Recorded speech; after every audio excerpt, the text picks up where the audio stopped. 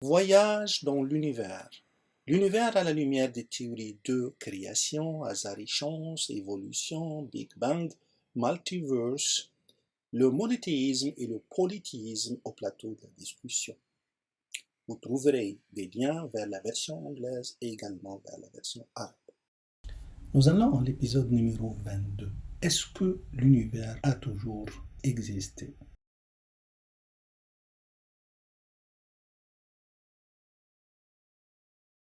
La question n'est pas nouvelle. C'est une question qui a été posée depuis l'Antiquité. Les Grecs l'ont fait, d'autres philosophes l'ont fait également. Aristote, par exemple, dit que l'univers est ancien, c'est-à-dire il est éternel, et puis il n'a pas un point de départ. En d'autres termes, il a commencé à moins l'infini. Ibn Rushd, Averroès en latin, et Al-Farabi, deux savants musulmans arabes, ont soutenu la thèse d'Aristote. Al-Ghazali, un autre philosophe arabe, s'est opposé à cette thèse. Dans un bouquin très connu avec le nom Tahafutul Falasifa, incohérence des philosophes.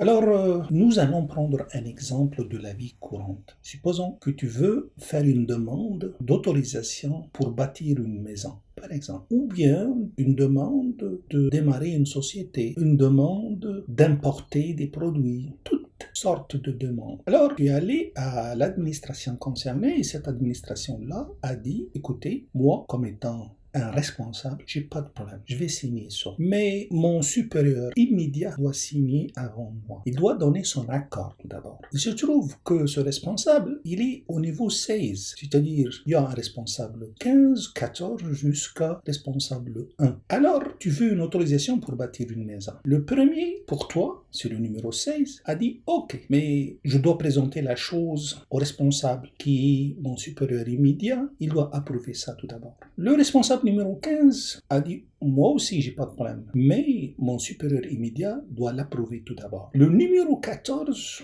a dit la même chose. Numéro 13 a dit la même chose. Numéro 12 a dit la même chose. Numéro 11, il a dit la même chose. Le responsable qui, au niveau 10, a dit la même chose. Au bout de la ligne, est-ce que cette autorisation aura lieu, oui ou non? Si on continue comme ça jusqu'à l'infini, il n'y aura jamais une autorisation et la maison ne verrait jamais le jour. Elle ne sera pas bâtie. Numéro 9 a dit la même chose. Numéro 8, 7, 6, 5, 4, 3, 2, 1.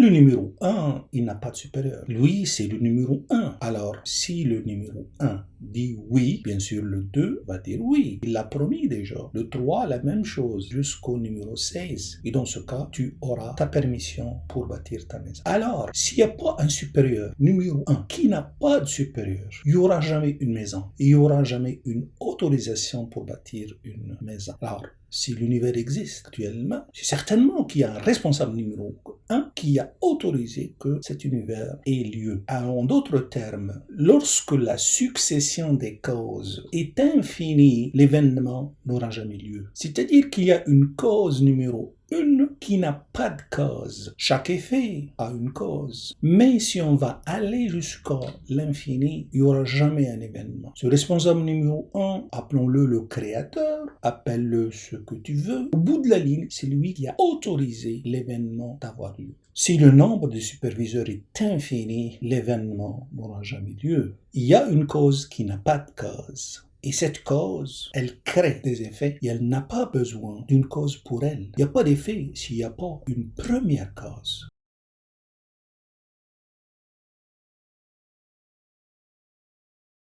Les phénomènes naturels qui sont basés sur une séquence, il y en a plein. Par exemple, le domino, propagation d'ondes. Alors, les pièces de domino, lorsqu'on les place d'une façon intelligente, de sorte qu'une pièce tombe sur la prochaine, il y aura une vague, une succession d'événements. Mais il faut une première cause qui n'a pas besoin d'une pièce de domino qu'il fait tomber. La première pièce du domino, elle tombe. Et la deuxième pièce du domino tombe. Mais la pièce numéro 2 de domino est tombée parce que la pièce numéro 1 qui est ici, là, est tombée dessus. Donc, sa cause, c'est la numéro 1. La pièce numéro 19 est tombée parce que la pièce numéro 18 est tombée dessus, etc.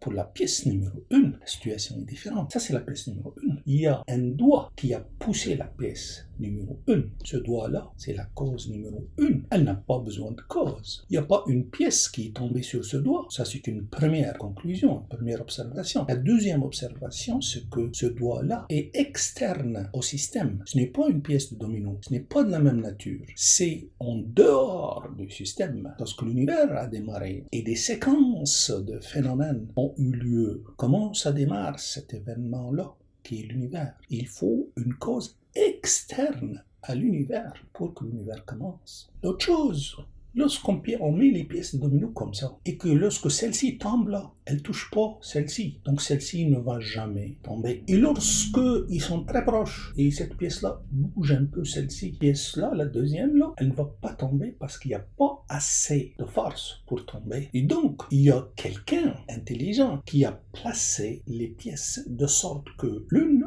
tombe sur l'autre de façon qu'elle puisse faire tomber la prochaine. Donc l'espace entre les pièces est bien choisi. Et puis, il faut que les pièces, là, une soit derrière l'autre. Si tu mets une pièce comme ça, là, celle-ci va tomber, elle va tomber dans l'air. Alors, il y a un alignement, un choix d'écart, etc.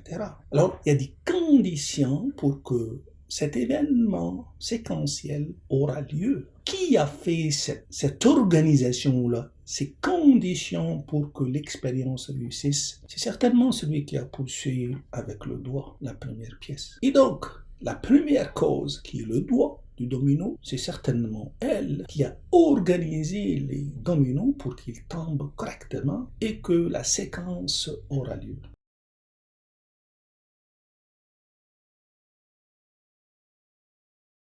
L'onde électromagnétique, c'est la même chose. C'est un événement séquentiel et cet événement-là, c'est comme les pièces du domino. Il y a une pièce qui cause le fait que la deuxième tombe, qui cause la chute de la deuxième. Alors, selon les équations de Maxwell, la première équation est celle-ci. J'ai une vidéo destinée pour les ingénieurs qui explique physiquement les équations de Maxwell. Les étudiants de la physique aussi peuvent profiter de ça. Ça existe dans ma chaîne YouTube.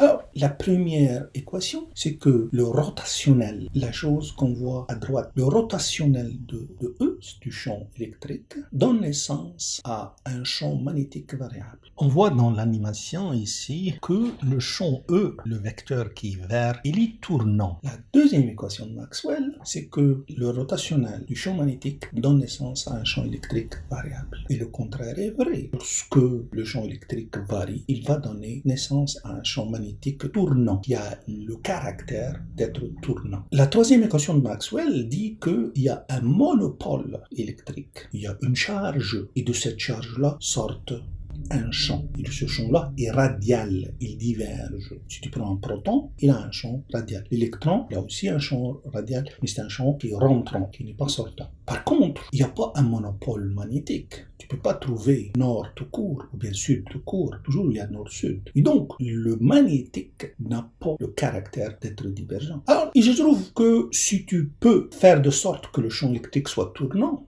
il va donner naissance à un champ magnétique variable. Si ce champ magnétique variable est également tournant, il va donner naissance à un champ électrique variable. Si lui-même est également tournant, il va donner naissance à un champ magnétique variable. C'est-à-dire, si le champ électrique tourne comme ça, comme la boucle d'une chaîne, il va créer un champ magnétique là-dessus. Et si ce champ magnétique aussi, il est tournant, il va créer un champ électrique. Magnétique donne électrique. C'est comme les boucles d'une chaîne et ça se propage comme ça. Tout ça va bien. Le problème, le premier champ E là, tout à fait à votre gauche là, ce premier champ là, qui est tournant là, qui l'a créé, il faut l'intervention d'un facteur externe, comme la pièce du domino, il faut quelqu'un qui la pousse la première pièce. Notre première pièce du domino, c'est le champ E. Comment démarrer? Alors, il faut un joueur externe, il faut un facteur externe. Est-ce que ce facteur existe? Certainement, parce que nous écoutons la radio, nous voyons la télé, on regarde la télé. Et donc, le phénomène existe, le produit, il est là. Si le produit est là, certainement, il y a une première cause. Heureusement que la deuxième loi n'était pas complète. Maintenant, elle est complète. Il y a un facteur J, c'est un courant surfacique. Et ce courant-là, s'il existe, il va créer, on voit à votre gauche de l'équation 2, un champ magnétique tournant. Donc, au lieu du champ E que vous voyez ici à droite, là, il y en a un J qui va créer le champ H tournant. Mais une fois créé le H, il n'a plus besoin de J. Il va créer le E et ça va se poursuivre.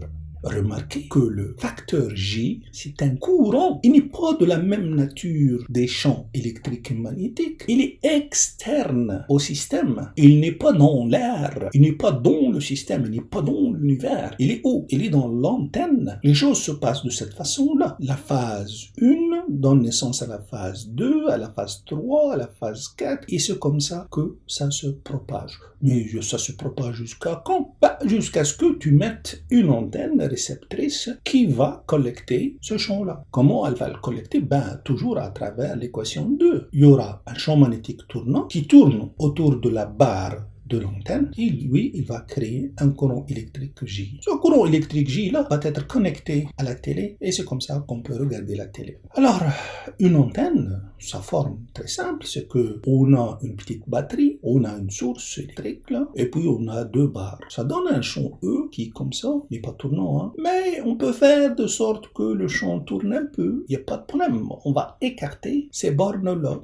On peut écarter davantage et ça donne quelque chose comme ça. Donc, on commence à voir le caractère tournant du champ électrique. C'est le principe d'une antenne. J'ai pris un dipôle, si vous voulez. C'est la forme la plus simple pour une antenne.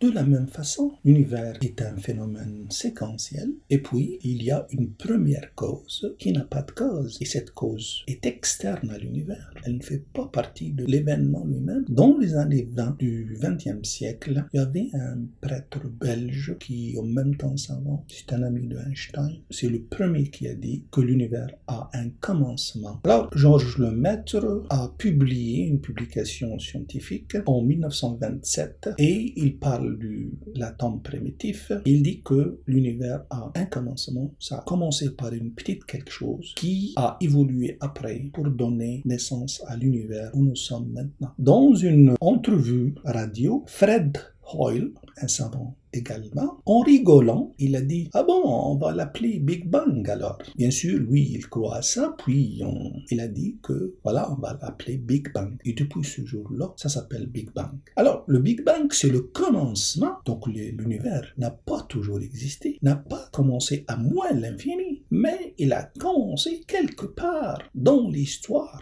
Il y a un point zéro, c'est le Big Bang. Puis après, un phénomène séquentiel a eu lieu. En d'autres termes, les supporters de la théorie du Big Bang, ils disent que l'univers a un commencement et du coup a un créateur externe à l'univers.